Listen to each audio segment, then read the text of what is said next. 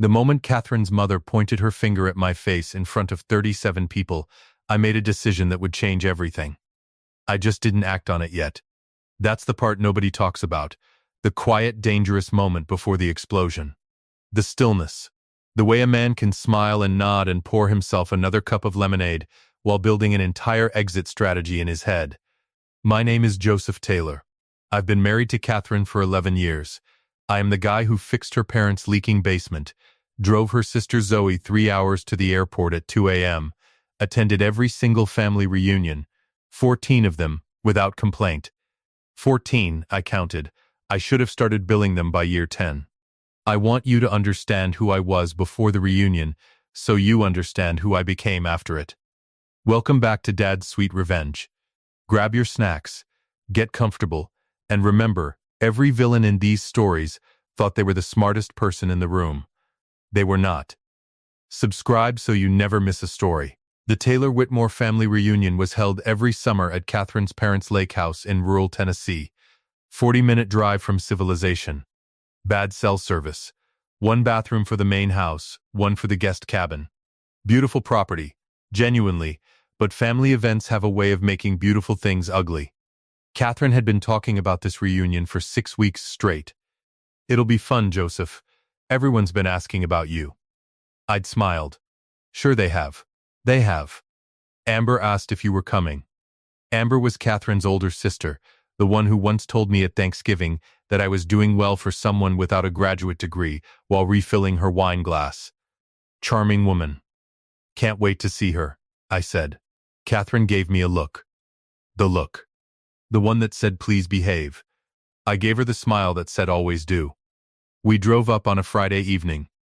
The drive was actually the best part of that whole weekend. Windows down, Catherine's hand on my knee, the radio playing something we both liked. I remember thinking, this is good. We are good. I should have turned the car around right there and called it a vacation. We arrived to the sound of Zoe screaming our names from the dock. Joseph. Katie. Oh my God, you're here. Zoe was 24, the baby of the family, and the only one I genuinely liked. She ran toward us with the energy of someone who'd already had 3 seltzers before sunset. Zoe, I caught her mid-launch and spun her once. You look like you started the party without us. I started the party for you, she said, grinning. Behind her, the rest of the family materialized. Catherine's parents, Evelyn and Richard. Her sister Amber with her husband Hayes. Her brother Bennett and his girlfriend Sydney. And then the cousins, the aunts, the uncles, the assorted extended family members I could never keep straight. Dylan was there too. Dylan, Catherine's cousin. 29 years old, perpetually unemployed, and somehow always the most comfortable person in any room. He had the energy of a man who had never once been inconvenienced by life, which I found deeply suspicious. I shook hands, hugged necks, made the small talk. I was good at this. 11 years of practice. Joseph, Evelyn, Catherine's mother, greeted me with her signature smile. The one that reached her eyes just barely enough to be considered a smile. You made it. Wouldn't miss it, I said. She patted my arm once, light, the way you pat a piece of furniture you're deciding whether or not to keep. I didn't know it yet, but that would be the most warmth she showed me all weekend.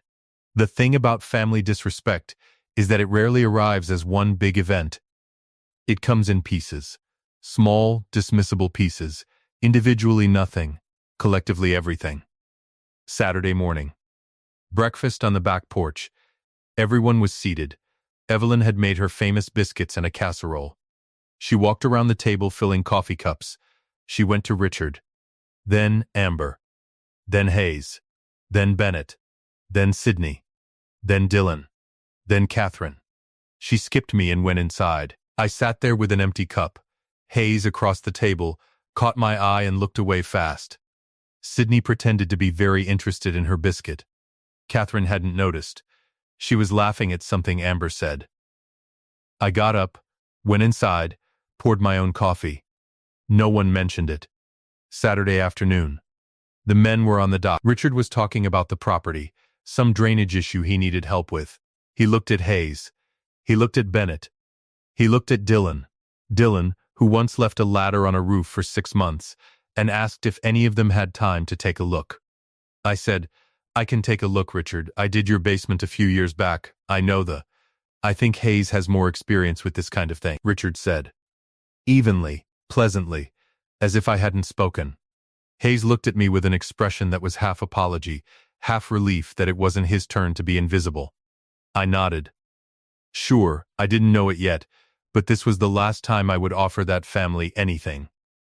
Saturday evening. Dinner. The whole group. Long table set up outside. Fairy lights. The lake in the background. Genuinely beautiful. Catherine was glowing. This was her people, her world, and she was happy. I loved watching her happy. That part I want you to hold on to, because it matters later. Zoe sat next to me.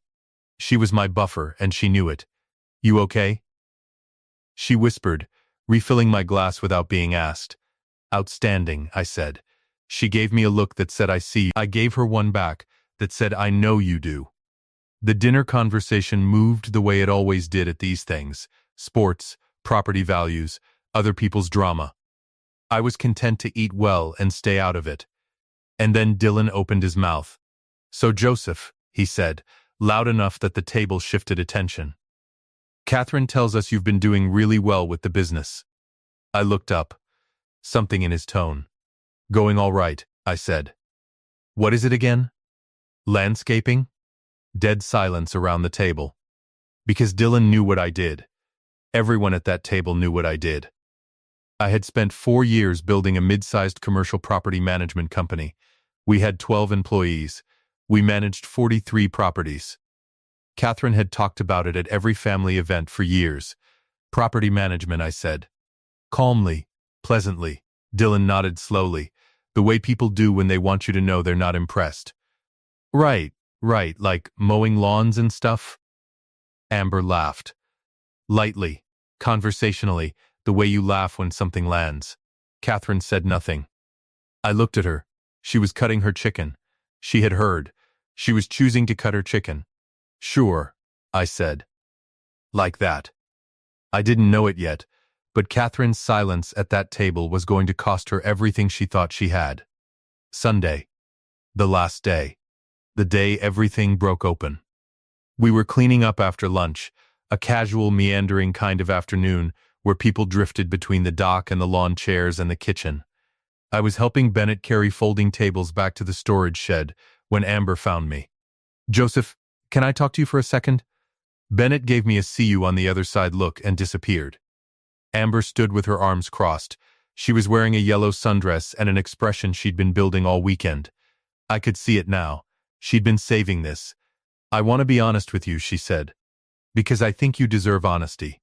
The words "you deserve honesty" from a woman who'd been passive-aggressively undermining me for a decade should have been my signal to simply walk away.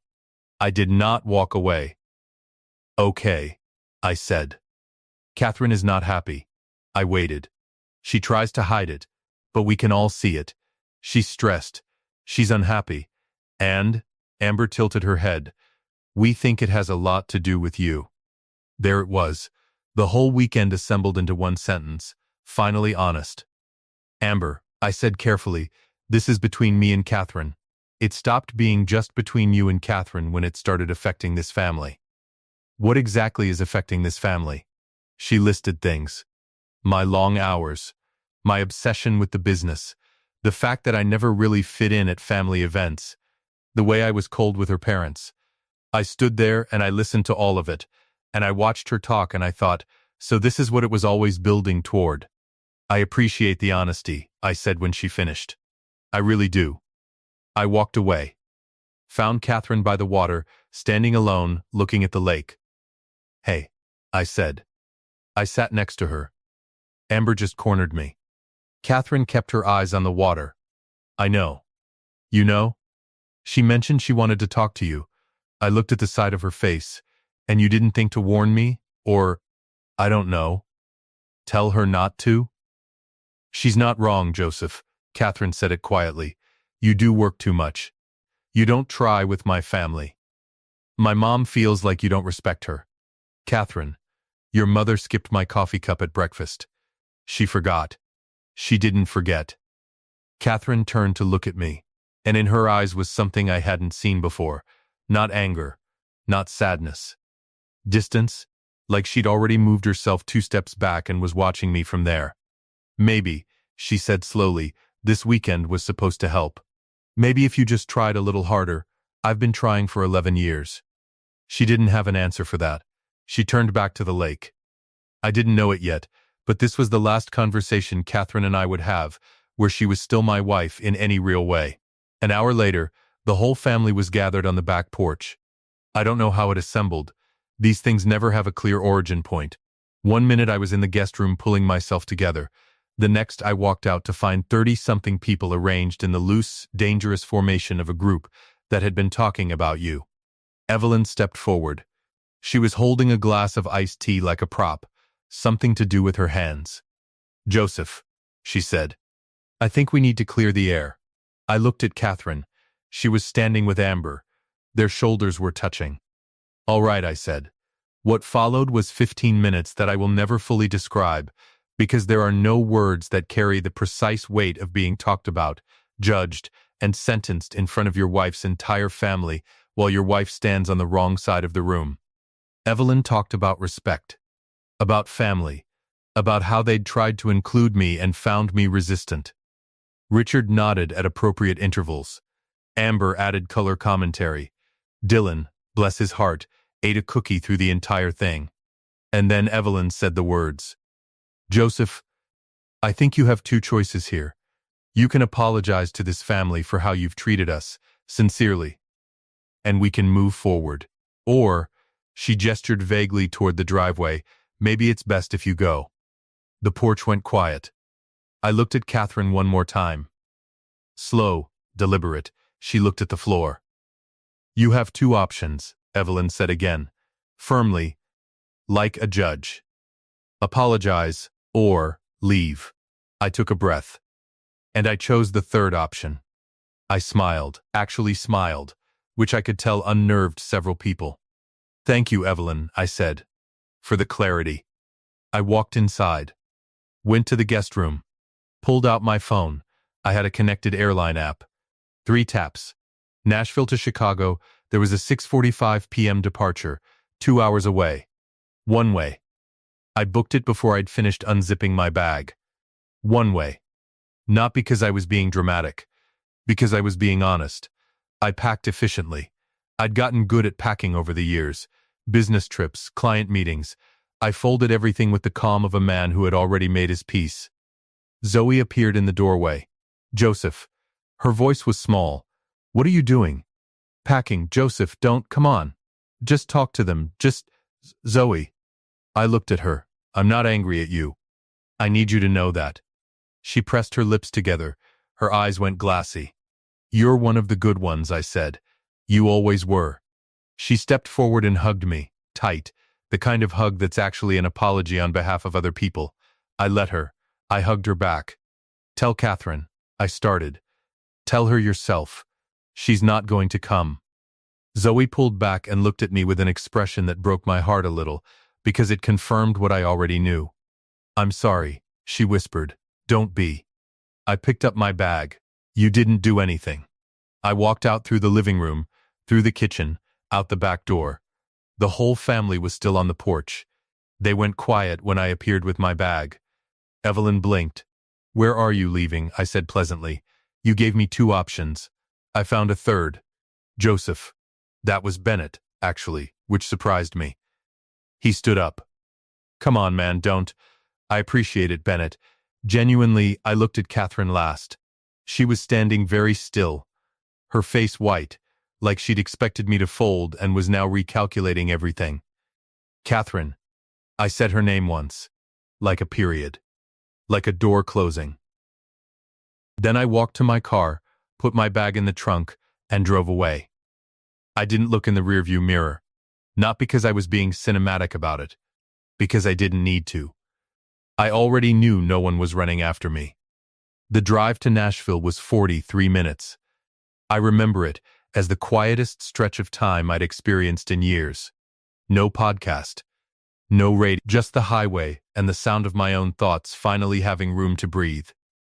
My phone buzzed at minute 12. Catherine, I let it ring. It buzzed again at minute 19. Amber, I almost laughed. Then Evelyn, which I genuinely didn't expect. Then Catherine again. Then a text from Catherine. Joseph, where are you going? Call me. Then, this is not okay. Then, after a longer pause, please. I read that last one at a red light, just outside of Nashville. Please, one word. And I could hear exactly how she'd said it. Not scared, not sorry, just inconvenienced. The pleas of someone who expected the problem to solve itself. I put the phone face down on the passenger seat and drove to the airport. I left my car in long-term parking. The gesture felt right. I wasn't rushing back. I sat at the gate with a bourbon and a silence so complete it felt like a physical thing, like I could press my hands against it. I called no one. I texted no one. I boarded when they called my row. I landed in Chicago at 8:17 p.m. Took a cab to my office. I kept a small apartment-style suite connected to it for late nights. Let myself in. Poured water. Sat in the dark for a while. Then I picked up my phone and did something Catherine would never have expected. I called my attorney. She was brilliant, methodical, and had seen every variety of marital collapse in her 20-year career. She answered on the second ring. Joseph, it's Sunday evening. I know. I'm sorry. But I need to talk. A pause. How bad? I need to know where I stand, I said. If I wanted to move, another pause. Then the sound of a chair. Tell me everything. What Catherine didn't know, what none of them knew, was that I had been quietly building something for 18 months. Not because I planned to leave, but because I had started to feel the edges of something, the way you feel a draft before you find the broken window, and I had done what I always did. Prepared. The business was in my name. Solely, I'd restructured it 14 months ago after a particularly tense conversation with Catherine about finances.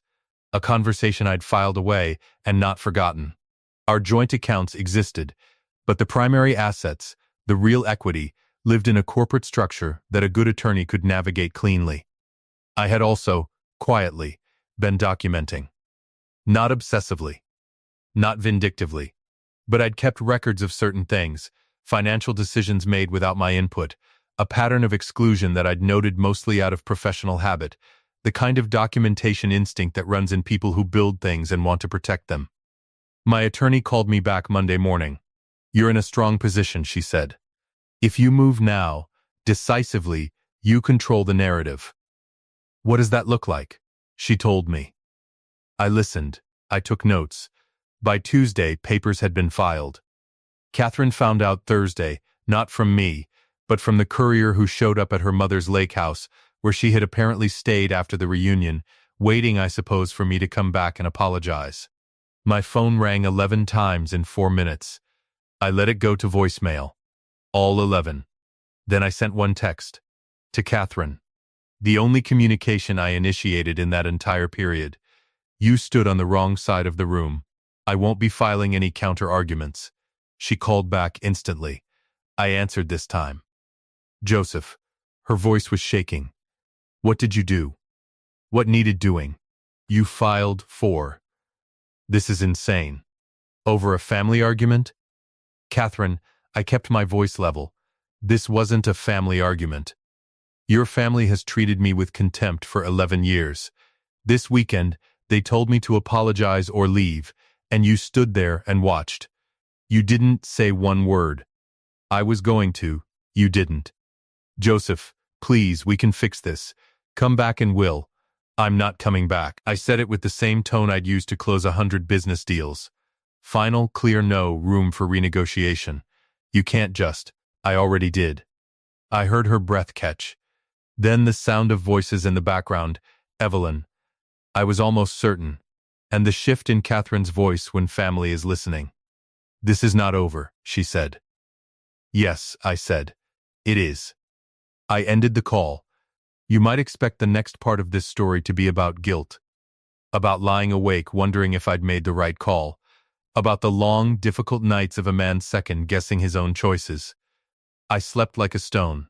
I was up at 6, at my desk by 7. By 9, I had handled 2 client calls and reviewed a contract. The world, it turned out, kept moving when you stopped carrying people who refused to carry themselves. The texts kept coming. From Catherine. From Amber, which I found audacious. Even one from Bennett, which was simply, "Man, I didn't think it'd go this far." I wrote back, "I did."